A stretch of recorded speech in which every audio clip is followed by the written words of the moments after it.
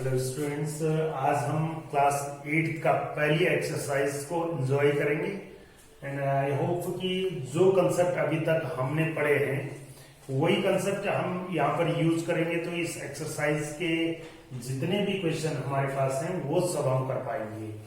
हम मॉडल के रूप में कुछ क्वेश्चंस आपके लिए ले रहे हैं यहाँ पर, जो हमने पहले से ऑलरेडी बोर्ड पर लिख दिए हैं।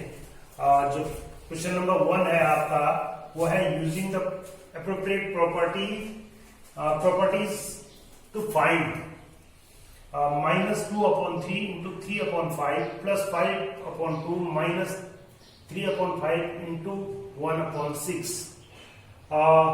तो इसमें प्रॉपर्टी का यूज करके हमको ये सिंप्लीफाई करना है। ऐसा नहीं है कि हम सीधा फ्रैक्शन का जो रूल्स है उससे हम इसको कर दें, ये ऐसा नहीं करना है।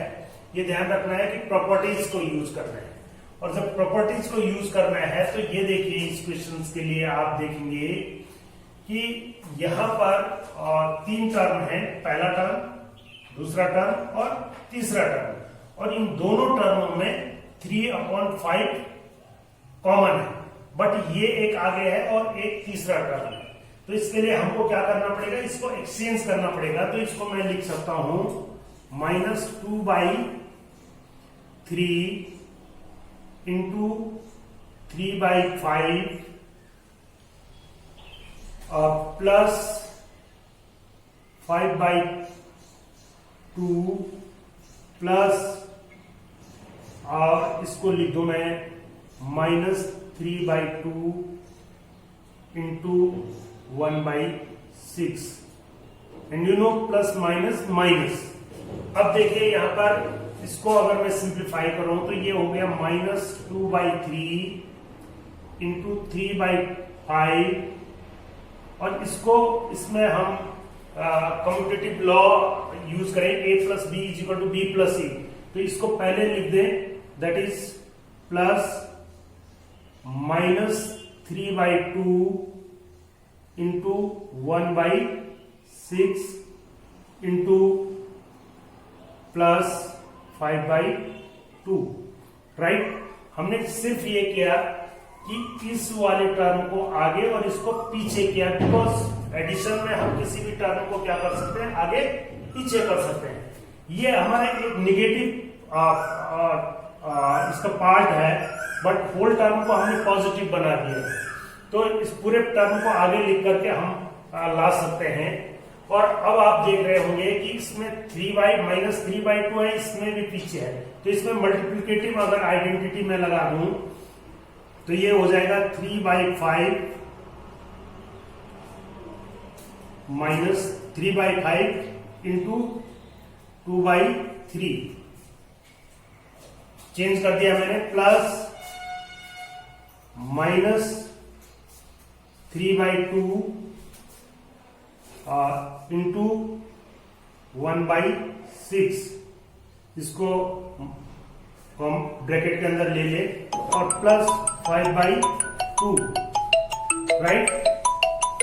अब इसको करने के बाद हम, तो यहां पर दो चीजें हमने देखी होंगी। पहले वाले में हमने कम्यूटेटिव लॉ लगाया एडिशन पर, और दूसरे में हमने कम्यूटेटिव लॉ लगाया मल्टीप्लिकेशन पर।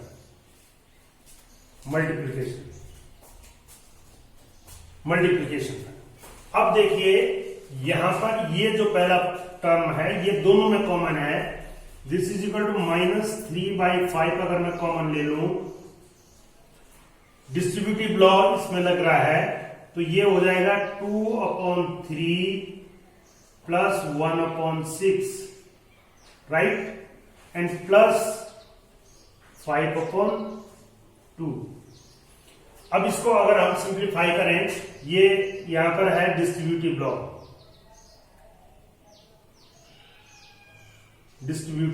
लॉ, अब ये कितने के बराबर हो जाएगा, इज इक्वल टू -3/5, और इसको हम इसका लॉस 6 ले ले तो 3 2 6, तो 2 2 4, +1 +5/2 और ये हो गया हमारा -3/5 इंटू 5/6।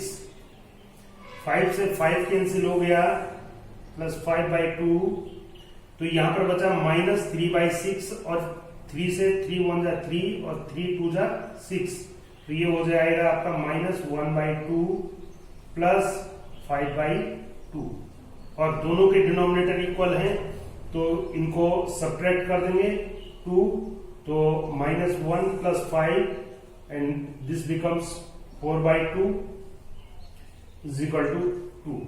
तो आई होप कि इस प्रकार से हम डायरेक्ट ना करके जहां पर हमको कम्यूटेटिव लॉ लेना है वहां पर कम्यूटेटिव लॉ का यूज करें एडिशन में, मल्टीप्लिकेशन में, और जहां पर डिस्ट्रीब्यूटिव लॉ यूज करना है, जैसे यहां पर हमने डिस्ट्रीब्यूटिव लॉ यूज किया, उसको यूज करने से हमारा जो सिंप्लीफिकेशन है वो और आसान हो गया। तो इस प्रकार से इसका रिजल्ट हमको मिल गया।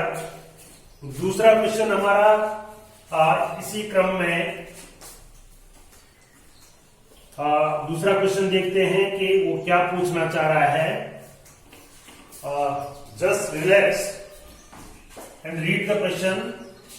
Right the additive inverse of this. हमने इस क्वेश्चन के लिए क्या बताया था कि एडिटिव इनवर्स किसको कहेंगे? When two numbers a + b = 0, additive identity.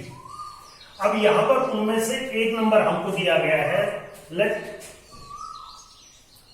First question हम कर रहे हैं, a = सपोज 2/3 है, तो 2/3 दिस इंप्लाइज 2/3 + b = 0, और इसको जब इसका दूसरी साइड में हम ले जाएंगे तो कितना हो जाएगा ये -2/3।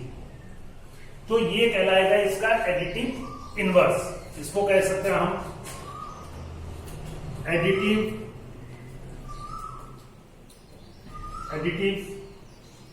Inverse of 2/3 = -2/3। अब ये अगर आप समझ गए हैं तो इसका एडिटिव इनवर्स सेकेंड वाले का निकालना है तो प्रोसेस वही है, और डायरेक्ट लिख सकते हैं additive inverse of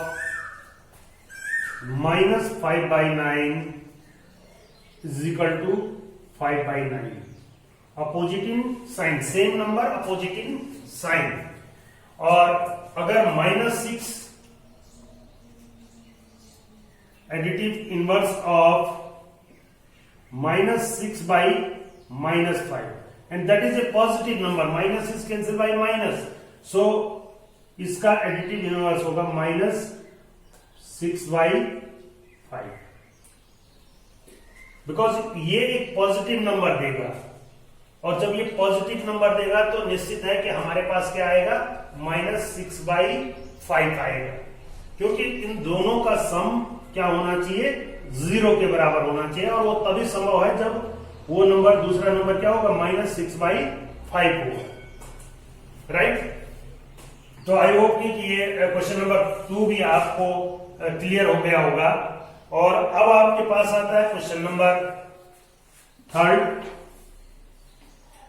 question number 3 थोड़ा सा आपको समझना पड़ेगा, इसका मतलब क्या है कि किस प्रकार से हम वेरीफाई करें। Verify that minus of x = x for a। Question number 3 का a लू में, तो a है x = 11/15। तो हमको ये देखना है कि इसमें जो प्रॉपर्टी है वो वही एडिटिव इनवर्स की है, a + b = 0, और x की वैल्यू जब ये है तो इसके साथ कौन सी वैल्यू 11/15 में क्या जोड़ेंगे हम, कि -11/15 जोड़ना पड़ेगा हम, तभी हमें क्या मिलेगा, 0 मिलेगा। अब ये 0 जब हमको मिल रहा है, that is the value of -x, minus x is equal to -11/15। Okay, और जब हम इसकी फिर एडिटिव इनवर्स रखेंगे, इसका एडिटिव इनवर्स चाहिए हमको, इसका अर्थात पहली वैल्यू हमारी -11/15 है और इसकी एडिटिव इनवर्स चाहिए हमको, तो हमको क्या चाहिए, 11/15 चाहिए, इज इक्वल टू 0 होगा। अब इन दोनों को अगर हम देखें तो हमें यह निष्कर्ष मिलता है कि इसका एडिटिव इनवर्स क्या है, 11/15 है। तो इसका मतलब जब माइनस नंबर का एडिटिव इनवर्स लेंगे, हम माइनस लेंगे, तो वो कितने के बराबर आ जाएगा, प्लस के बराबर आ जाएगा। नो कि जब उसका भी एडिटिव इनवर्स लेंगे तो वो कितने के बराबर आएगा, माइनस नंबर है हमारे पास, -x की वैल्यू है और उसका एडिटिव इनवर्स हम देख रहे हैं कि कितने के बराबर आ रहा है, 11/15 के बराबर आ रहा है। तो हम कह सकते हैं कि -11/15 is equal to 11/15। This is verified कि इसकी वैल्यू इतने के बराबर आएगी, क्योंकि पहला नंबर ये था, इसका एडिटिव इनवर्स ये था, तब 0 आ रहा था। अब ये नंबर लिया हमने, राइट, और इसके साथ कौन सा नंबर जुड़ेगा, 11/15, तब 0 आएगा। तो इसका मतलब इसका एडिटिव इनवर्स क्या है, 11/15 है, जो कि एडिटिव इनवर्स होना क्या चाहिए था, इस नंबर का माइनस नंबर। कि ये अगर नंबर है तो इसका एडिटिव इनवर्स ये है, लेकिन निकला कौन सा, ये वाला। तो हम कह सकते हैं कि इसका एडिटिव इनवर्स कितने के बराबर होता है, 11/15 के बराबर होता है, एंड दैट्स वेरीफाइड। इसी प्रकार से दूसरा क्वेश्चन आप आसानी से कर सकते हैं। अगला क्वेश्चन नंबर 4 हम आपको इसमें बताते हैं, फाइंड द मल्टीप्लिकेटिव इनवर्स। और इनवर्स के लिए हमने मल्टीप्लिकेटिव इनवर्स के लिए क्या बताया था आपको, कि जब मल्टीप्लिकेटिव इनवर्स निकालना हो तो let any two number a and b are multiplied to get 1. Their product must be 1. Then one number is said to be the multiplicative inverse or reciprocal of other. तो यहां पर अगर मेरे पास number है, x की value है -13 और इसको माना मैं -13 को a मान लो, -13 into b is equal to 1 आया, तो b की वैल्यू कितनी होगी, 1/-13। And this can be written as, हम लिख सकते हैं कि -13 का मल्टीप्लिकेटिव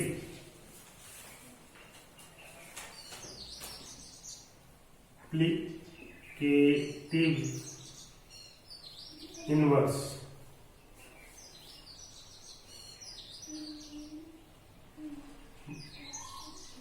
इज इक्वल टू -1/13।